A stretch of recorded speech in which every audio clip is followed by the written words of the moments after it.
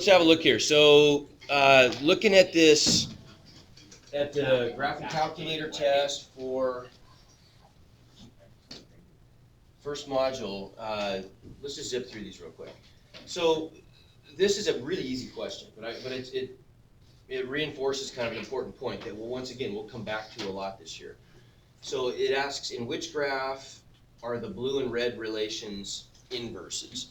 So all we really are getting at here, there's one concept, and that is, how are the graphs of inverse relations or inverse functions related? What kind of symmetry do they have? Okay, so they're going to have symmetry about the line y equals x, right? The diagonal line y equals x. Do you remember, I gave you a little, I mean, not that this is, you're going to need to do this necessarily on the test, but do you remember the trick for kind of simplifying that process of reflecting a complicated function over that line? It's a two-step process. You can either just reflect it over the line, or you can do what? Remember? You can take the original and you can rotate it 90 degrees counterclockwise and then reflect over the y-axis. Remember that? We'll do more of that this year, so you will remember it, I promise you.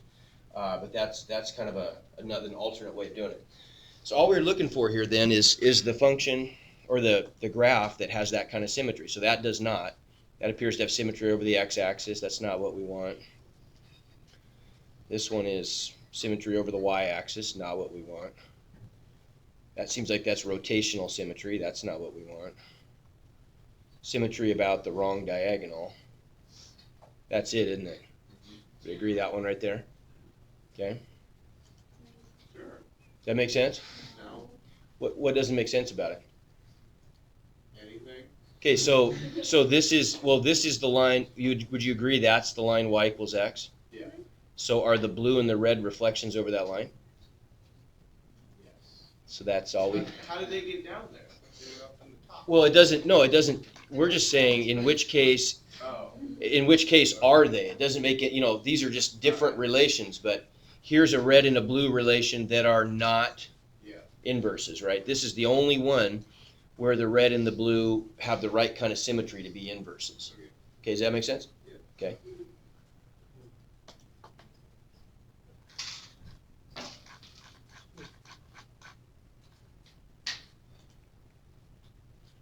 Okay. I'm thinking maybe we should go through one of these. Is that right? Yes.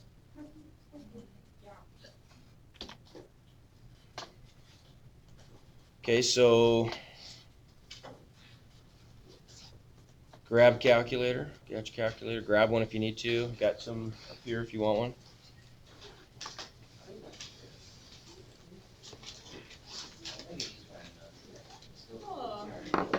Okay, if you need to refer back to, if you need to refer back to an example of this, I'm recording this today, but then also the video solutions that cover, I think it's section 1.2. I go through an example there as well. All right, so what do we do? Talk me through this. Tell me what I push. Okay, so I got to go stat, edit to get there. Good. And then let's go up and clear the columns. How about?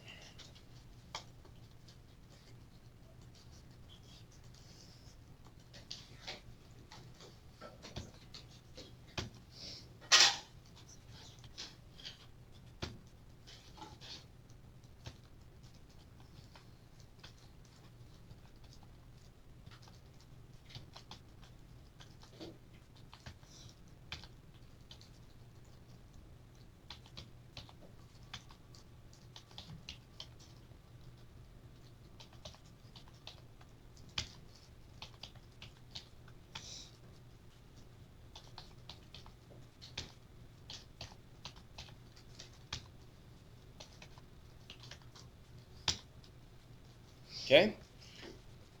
Once our data's in, if all we want to do is get the best fit line, this is pretty simple. What do we do?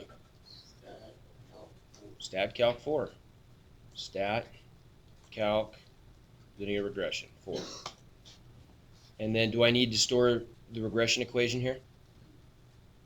Don't need to, do I? Because all I'm looking for is the equation in this problem. So I just hit calculate. And there it is, right? My equation is going to be in the form v, instead of y equals ax plus b, I'm going to be v equals what? A t, right? A t plus b, and so we'll just plug in those values. So what's a? Rounded to two places. 3.82. Okay, good. And how do I know if I round up again? Well, maybe, but what's the rule? If I'm rounding to two places, I have to look at the third, right? The third decimal, and under what circumstances would I round up? It's 5 or bigger, yeah. Okay, so 3.82 t plus b, well, b is negative, so minus 4.44. Okay. Okay, got it.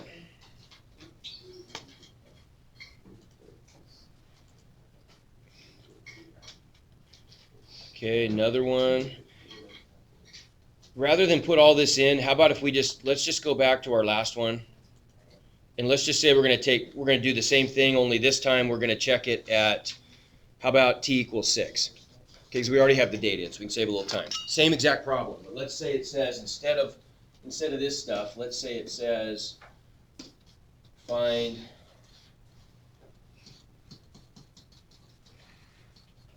v of 6, how about? Okay, so what do we do with that? Okay, different kind of answer now. So we're going to make a prediction. We want to find the model, which we already did, and then we're going to use the model to make a prediction about what the velocity is most likely to be when t equals 6. It is up there, but that's okay because 6 is a data point. So what we're going to see is that our prediction is actually better than that prediction. And I think much of the time I programmed it so you actually would get a point that was on the table, but you get a different answer. Okay, so what do we do with this then? We got to go back to our calculator, and we'll go stat calc 4. We'd put the data in like always. We'd go stat, edit, and put the data in, but we've already done that. So then we go back to stat calc 4 to get to linear regression, and now we're going to start to learn to take advantage of this really cool tool that we have here. So we go down to store regression equation, and we're going to store this as y1. So we can make a graph of our model, of our linear regression, best fit line model, and use that graph to answer questions. So alpha F4 is the shortcut. If you don't have that and aren't sure how to get to the variables, come see me, during whenever, like after class or during a work day or whatever, and I'll show you. We hit calculate, get the same answer, but now, of course, if we go to y equals, our answer has been input there as y1. Okay, so how do we, how are we efficient about this? To me, the easiest way to get this graph on the window where we can use it effectively is to turn on plot 1 so that our data, we can take advantage of the fact that our calculator can zoom to our data. It won't do that unless plot 1 is on, unless it thinks you're doing a scatter plot, which I guess we are. If I turn on plot 1, I can go zoom stat, zoom 9. Otherwise, I would have to manually set the window, which is kind of a pain, right? We'd rather just let the calculator do that for us. Once I've done that, if I want to, I could even go back to y equals and turn off the plot. I don't really need the scatter plot. You don't have to, but I could. I could turn it off and then hit graph again. And now the window stays the same size, but I've only got the line, right? Once I've got my graph, with or without the scatter plot, if I ever want to use the graph that we created to calculate some kind of a quantity, what do I do? What menu do I go to? You remember? Trace. Yeah, I go second trace. So second, and then it's calc, which is behind trace. There's my calculate menu. So I can do all those things for my graph. I want to do value. Okay, value just means evaluate the function. I want to find the y value for an input x. Right, so we're going to input 6 and hit enter, and it puts the cursor on the graph, but more importantly, it gives us the ordered pair, right? We want that y value. That's the answer we're looking for, right? So our answer in this case would be 18.9049. Okay? That's not the right answer because that's right. I mean, I just kind of made this question up, but you get the idea? Okay? You can also remember, you can do, if you hit trace, you can just type an X value. Okay? So trace is kind of a shortcut. Though, I'll show you one little thing here. I don't want to, you can always just go second calc value. That'll always work. In fact, that's probably not a bad habit to get in, just go into the second calc menu. If the plot is on, and you want to take the shortcut and hit trace, the only thing you have to do is remember, right now we're on the plot. See up here it tells us which function we're tracing on. I have to hit like the down arrow to go down from plot 1 to y1, and then I can type the 6. But it might be easier once again to just go second calc value and then type the X value. Okay? Make sense? Questions? Okay? So you got to be able to do that process. I'm not going to help you. You got to be able to do that process of creating a linear regression model and then using the model to answer a question. Okay?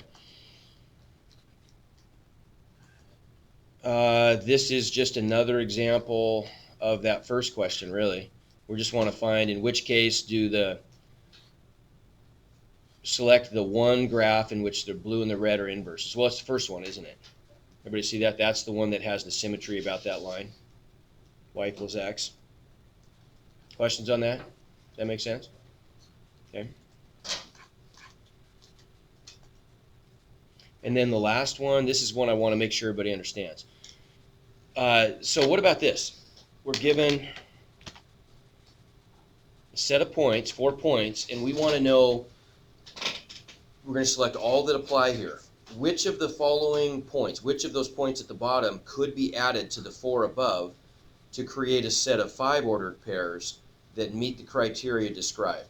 So we want the relation that we create to not be a function, but we want the inverse to be a function, right? So what's the definition of a function again? Yes, sir. For every X value, there is one whole Y, right? No. For every X value, there is exactly one Y value, right? For each input, there's only one output for it to be a function. Otherwise, we would have points that line up vertically and we'd fail the vertical line test, right?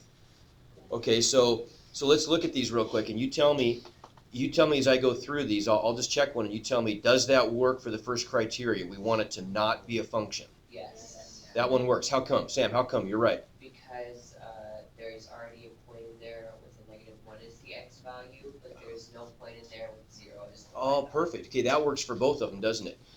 It works for the first criterion, which is that the original relation is not supposed to be a function, because if we choose this point, then the input of -1 would output to both 0 and 7, right? So that fails the function test. The single input -1 gives us multiple outputs, 2 outputs, right?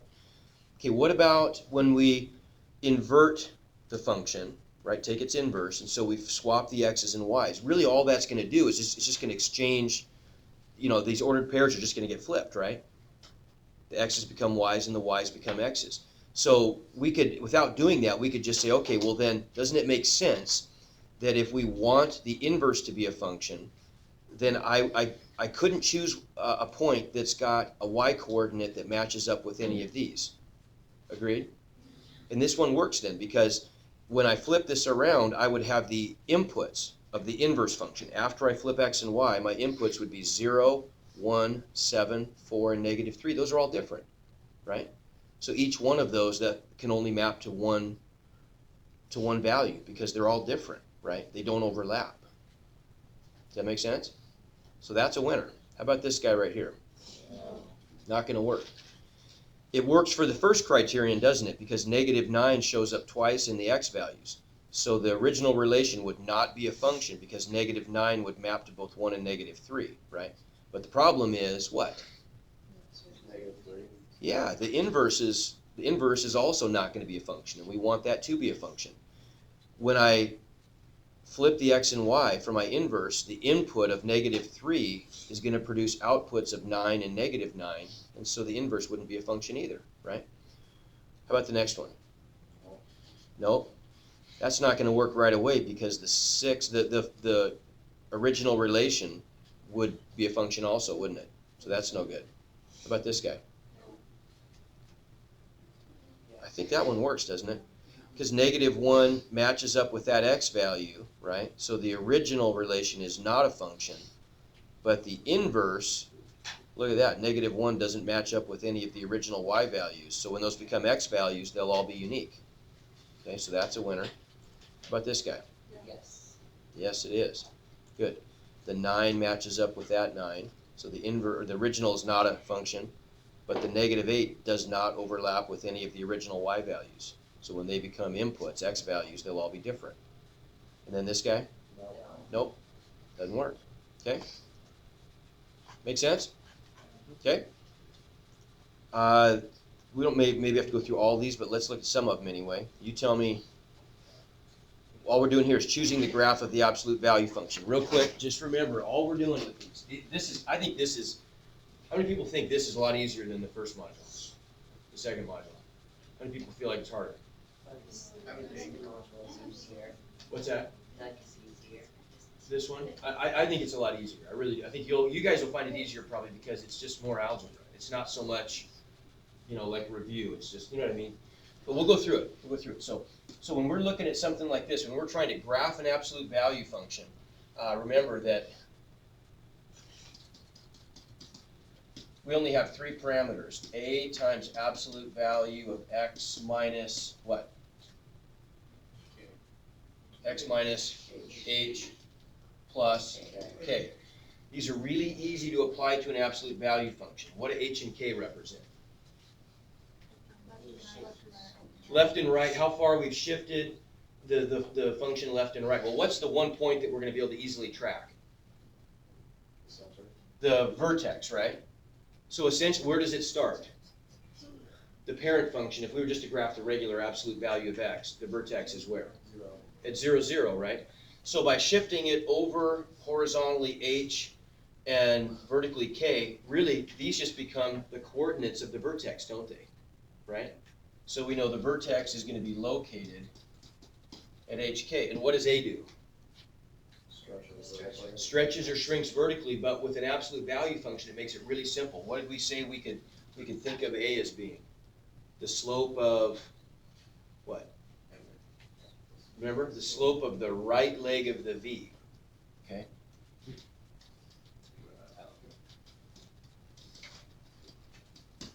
Right? If it's negative, the right leg opens down, for example, right? So if we look at this function up here, all we got to do is say, what are the values of a, h, and k? What's a? 1. So if a equals 1, what's h? 0, right? Nothing's being subtracted from x inside the absolute value. What's k? 1. So we've got a function, then we've got an absolute value that has, where the vertex has a coordinate of 0, hasn't been shifted horizontally. The right leg is normal, it just goes up 1 and over 1. And it's been shifted up by 1, right? So that's easy to find. You tell me when to stop.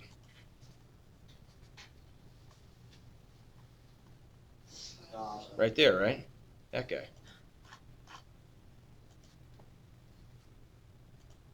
Yes? Do you want us to represent the horizontal and vertical stretches of the questions in No. Well, I mean, yeah, you would, exactly. Right, A, So we're not using one over no one. B's. We don't need B's in this at all. Right, no B's. Yep. Okay, what about this one? What's the value of A? Okay, so then we're going to need one that goes, so the right leg has a slope of 1/3. So I rise by 1 and run by 3. So that's the right slope, for example, right? Everybody see what I mean by that? That's the slope of the right leg. What's H? No. What's H? -1, right? So if A, oops. A is 1/3, H is -1, right? That's what's being subtracted. Jill, why don't you get rid of those here, left, please? And K is what? 4. Tell me what's being done to that. Where's the vertex gonna be located? At negative 1, 4, because that's where it's been shifted, right? And the slope needs to be 1/3 of the right leg. So negative 1, 4, tell me when we get there.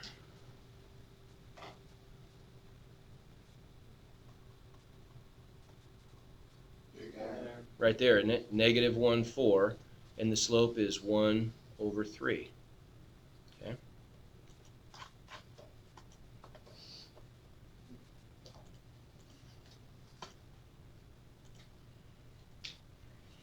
Okay, we got to write the corresponding function. Let's do a little harder one.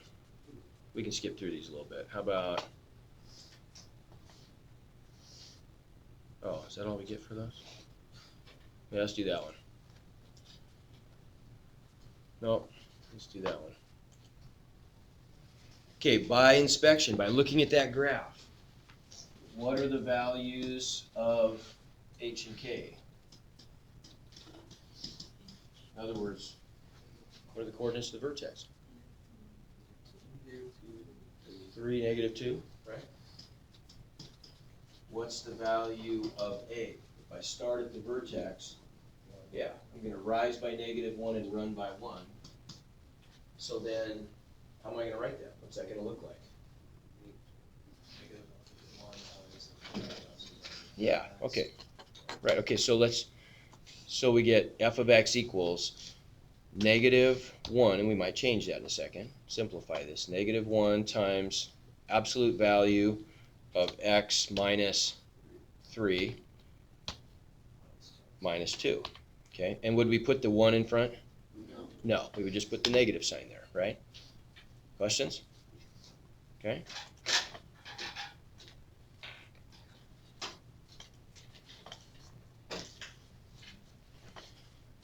Okay, so let's scoot up a little bit to a harder one. One like that. Yeah, let's do one like that. Okay, so what's the process here? I'm just going to put this on the other page. Think about what we're going to do, right? What's the process for solving an absolute value equation?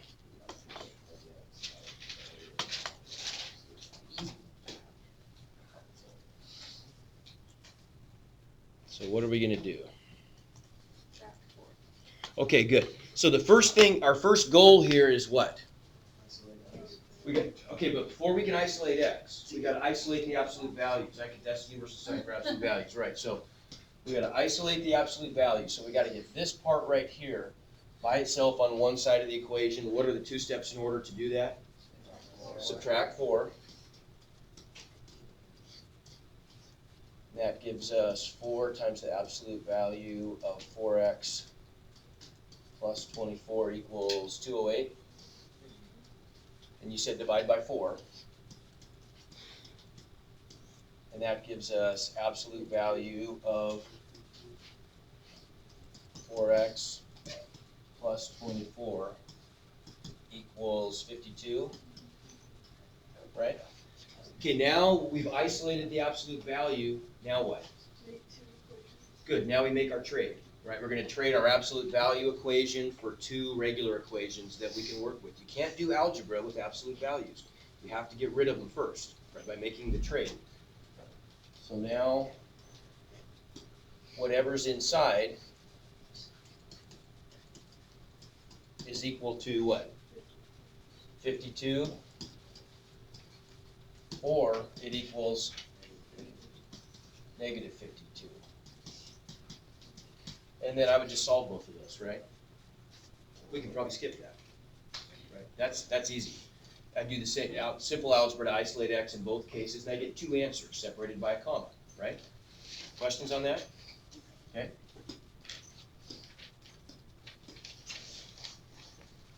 Okay, what about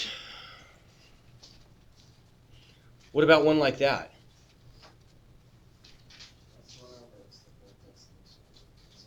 Yeah, what's going to happen with that guy?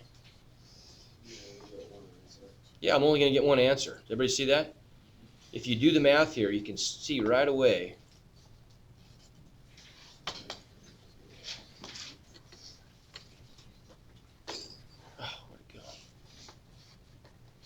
I'll just write it on there, right? If we do the math, we're gonna get 3x minus 6 equals 0, or 3x minus 6 equals negative 0.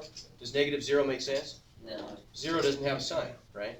So we're only get one answer from that. What if this had said something like negative 8? No, it's no answer. No solution, right? How come? Because after the absolute value, it has to be positive. Okay, the output of absolute value could be 0, but it can't be negative, right? So it's non-negative. And so if we get an equation where the absolute value is equal to a negative number, that's no solution, right? Can't happen. Okay?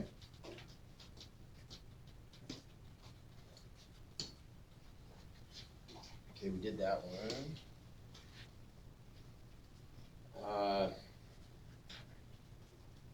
I mean, we can do that, right? That's kind of the same stuff. Like the same example we did before. What would we do first here? Add 10, then divide by 3, then just make our trade. I think the only difference with this one is you're going to get a fractional answer, but big deal, right? When you solve for x in the final equations, you end up with a fraction. Okay, what about something like this?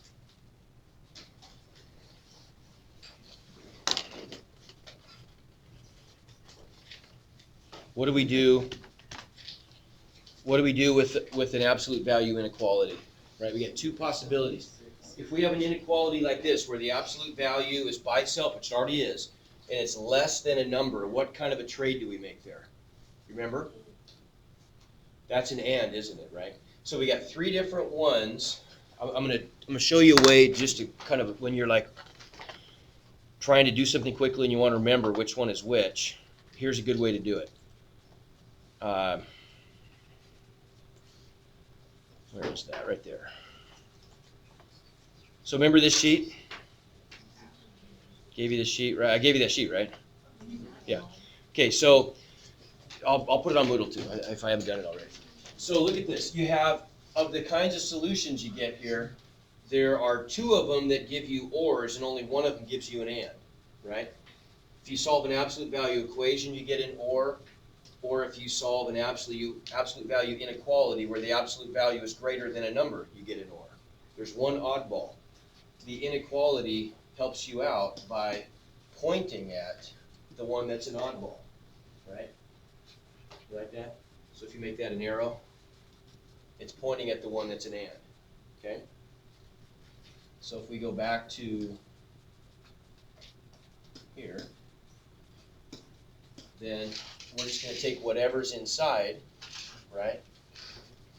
4x plus 48, and that's going to get pinched between positive 76 and negative 76 on the lower limit, right? Okay, once I make that trade, then it's just some pretty simple algebra. What do I do to solve for x? Subtract 48 from everything, divide everything by 4, and we got it, right? Make sense? Okay, real quick, I guess we can do that.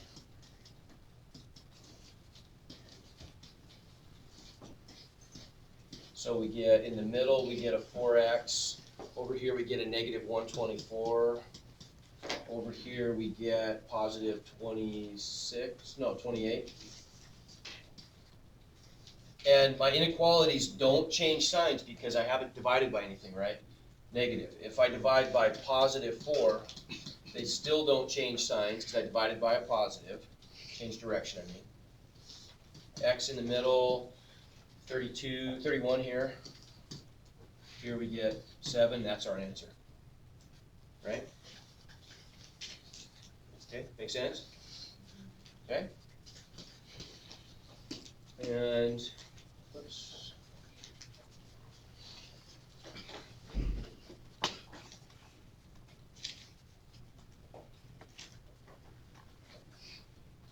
Okay, yeah, this is actually, how much time we got? 10 minutes? Okay, we'll come back to this if we have time. I want to do maybe this guy instead. Yeah, let's do that guy. No, actually. Huh. No, we will do that one. We'll do that one first. Okay, so what do we do? What kind of trade do we make with this one? Or, This is an OR, right? The inequality is not pointing at the end here. This is an OR, right? So now we've got whatever's inside. So this is what? Negative 3x minus 12 is what? Greater than positive 3, or negative 3x minus 12 is less than negative 3. Okay, we just solved both of those. Okay, let's do that though, because there's a point here I just want to make sure everybody sees. What are the steps to get the x by itself? Add 12 first. Negative 3x is greater than 15. Now what? Okay, divide by negative 3. Which means I got to flip the inequality, right? Okay, so I'm going to divide both sides by negative 3. And because I'm dividing by the negative, that means I've got to flip the inequality. What I always do when I'm doing stuff like this is I always circle it if I have to flip it as I'm doing the work, so I don't forget. Right. So then that's going to flip directions. This becomes an x. That becomes a negative 5. Right. On the other side, same steps. Add 12. I get negative 3x is less than positive 9. Negative 3 plus 12. Divide each side through by negative 3. Because it's negative, I gotta flip it. And I end up with x 9 divided by negative 3 is negative 3. So those are my answers, right? X is less than negative 5 or x is greater than negative 3. But if you read the instructions, look what it tells you here. You're supposed to use the mathematical symbol for OR, right? And so remember how we input this. X is less than negative 5. And then I go down to my operations menu. See that says logical OR? Or x is greater than negative 3. Okay? Doesn't matter which order you put those in. Yep. wouldn't writing or just take up just the same amount of space? Yeah, I mean, it doesn't take up much more, I agree. But in math, we don't like to use words. I mean, we like to use symbols instead. I wouldn't mind you guys getting used to using some symbols a little bit. Plus, it's easier to program. Okay, maybe you have time for just one more. Oops.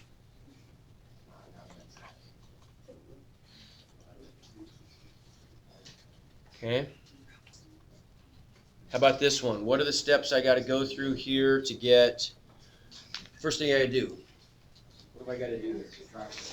Good. Got to isolate absolute values. To isolate the absolute value, I've got to subtract 2 and then divide by negative 3. Okay, good. So, good. We're going to flip the sign.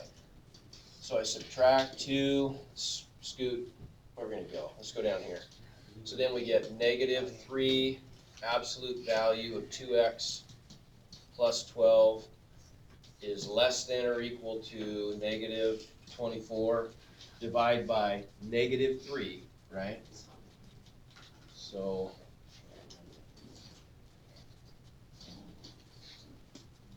negative 3, because it's negative, we flip the sign and we get the absolute value of 2x plus 12 is greater than or equal to positive 8. Okay, make sense? Okay, and then from here, we're going to take whatever's inside the absolute values, and what are we going to do with it if it's this kind of an inequality statement? It's an OR, isn't it? So we'll end up, let's change colors. So we're going to end up with either 2x plus 12 is greater than or equal to 8, or 2x plus 12 is less than or equal to what? Negative 8. Just solve them both, right? No big deal. Okay? From there on out, it's pretty straightforward. What would have happened in this case if, let's just say down here, what if you got one like this? What if you got one like, you got it down to negative 2x plus 1, absolute value of that is greater than negative 3. Think about that for a second. What would it be? No solution? Anybody think different? Well, it's greater than a negative. Yeah. What can you tell me about that statement? It seems, it's kind of a nonsense statement in a way, but it's not no solutions, it's all solutions, right? No matter what you put in for x, the absolute value's output is always going to be non-negative, right? It's going to be greater than or equal to 0. Everybody agree? So it doesn't matter what you put in, that's always going to be true, right? So what would the inequality be I would answer with here? Yeah, how do I say that as an inequality? Yeah. Like that, right? Make sense? Yep. Okay.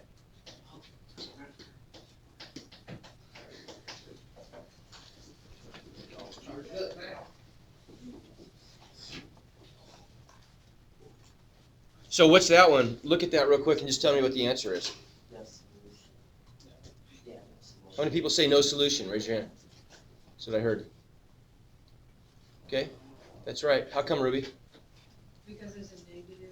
Yeah. How can the absolute value of something be less than or equal to a negative?